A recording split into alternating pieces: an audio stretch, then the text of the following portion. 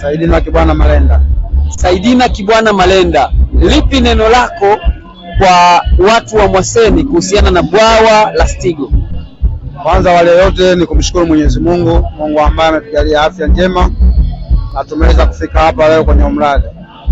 Kuhusu neno kwa kata ya Mwaseni, sisi tumefurahiwa sana na mradi, na ndio maana kwenye hatua za awali wakati ujenzi unaanza tulitoa ushirikiano wa kutosha, kwa maana ya mpaka kulinda mali zile ambazo zilikuwa zinakuja huku, ambazo zilikuwa zinafikia pale kijijini. Tulitoa ushirikiano wa kutosha kulinda, na tumefurahia na hatua iliyofikia huo mradi. Tunajivunia kwamba mradi mkubwa kama upo eneo letu na unalisha nchi nzima kwa maana ya nishati ya umeme. Ukiondoa mradi wa kufua umeme ambao umeongeza umeme na watu wanafanya shughuli mbalimbali pale kijijini, lakini shughuli nyingine ni utalii.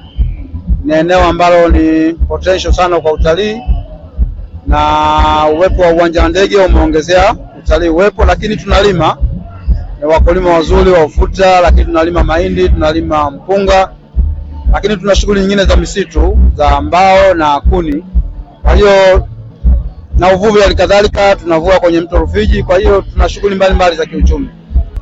Utalii unachangia kwa kiasi kikubwa. Kwa mfano kwenye zile kempu ambazo zipo kijijini, ukiondoa hizi zilizokuwepo ndani, kila mgeni mmoja anayelala kwenye kempu zile za kijijini per night anachangia $2 kwenye kijiji.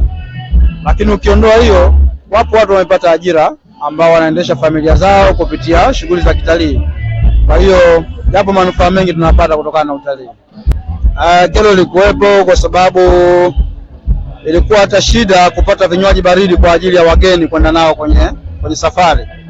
Sasa uwepo wa umeme umesababisha sasa vinywaji viwe baridi, kwa hiyo mgeni ana choice wa kunywa kinywaji baridi ama kunywa kinywaji cha moto. Mimi nimshukuru sana mama tena kwa nyanja nyingi.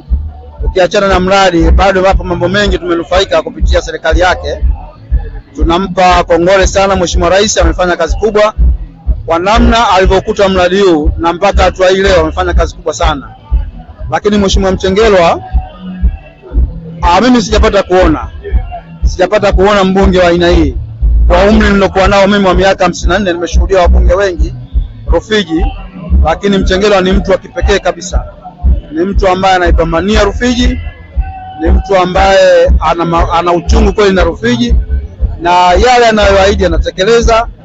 Ni mtu mwenye upendo kusema kweli, na ameibadilisha Rufiji toka pale alipoikuta, na sasa hivi Rufiji imebadilika kupitia kwake. Kwa hiyo tunamshukuru sana na tunamwombea maisha marefu. Mungu ampe umri mrefu wenye manufaa. Nitoe wito tu kwa wananchi wa Mwaseni, tuendelee kutunza mradi kama tulivyoanza awali, ili kizazi chetu kinachokuja huko mbele kione kwamba walipita watu wenye akili na walisaidia serikali kuutunza mradi. Tunakushukuru sana. Asante sana.